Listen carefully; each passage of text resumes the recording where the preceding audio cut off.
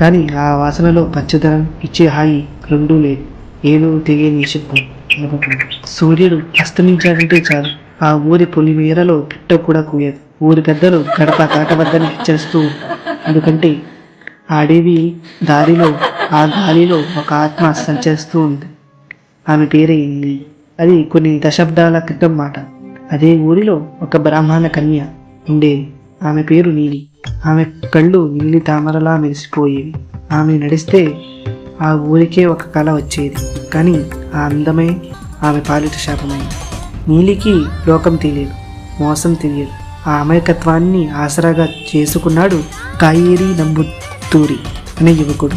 నిన్నే పెళ్లి చేసుకుంటాను, నువ్వు లేనిదే నేను లేను అని మాయమాటలు నమ్మబలికాడు. ఆ మాటలు నమ్మి నీలి అతడిని ప్రాణంగా ప్రేమించింది. కానీ రాజవంశానికి చెందిన అమ్మాయితో సంబంధం కుదరక